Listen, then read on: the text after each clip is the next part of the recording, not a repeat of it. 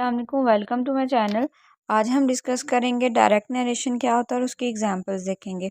लेकिन उससे पहले अगर आप मेरे चैनल पे न्यू है तो लाइक सब्सक्राइब और शेयर करना मत भूलें। स्टार्ट करते हैं डेफिनेशन से। डायरेक्ट नरेशन क्या होता है? When we tell the exact words without any change then this mode of communication is direct narration. जब हम कोई बात कहते हैं हम उसके लिए एग्जैक्ट वर्ड्स यूज़ करते हैं विदाउट एनी चेंज, यानी कि जो बात हमने किसी से सुनी हो उसको विदाउट एनी चेंज जब कन्वे करते हैं तो उसे हम डायरेक्ट नरेशन कहते हैं। हम इसके लिए प्रोनाउंस यूज़ करते हैं I we and you. I we and you के प्रोनाउंस यूज़ करके हम क्या करते हैं, अपनी डायरेक्ट नरेशन को प्रेजेंट करते हैं।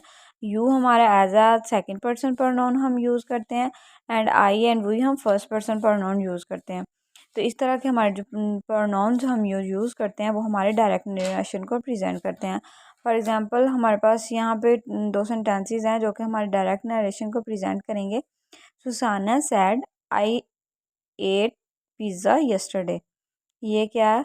आई एट पिज़्ज़ा यस्टरडे। ये हमारी डायरेक्ट स्पीच है क्योंकि ये क्या कह रही है, सुसाना ने कहा है कि मैंने पिज़्ज़ा जो ना कल मैंने पिज़्ज़ा खाया था। वो ये नहीं कह रही कि किसी और ने, लाइक अली ने, अहमद ने, किसी ने पिज़्ज़ा कल खाया। तो ये कह रही है मैंने कल पिज़्ज़ा खाया था। तो ये हमारी डायरेक्ट नरेशन को प्रेजेंट कर रहा है।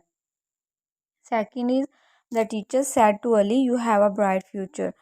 ये क्या प्रेजेंट कर रहा है कि जो टीचर है उसने अली को कहा कि तुम्हारा ब्राइट फ्यूचर होगा। उसने ये नहीं कहा कि किसी दूसरे पर्सन का, लाइक ही शी, इनमें से किसी का भी ब्राइट फ्यूचर होगा। उसने कहा कि तुम्हारा ब्राइट फ्यूचर होगा।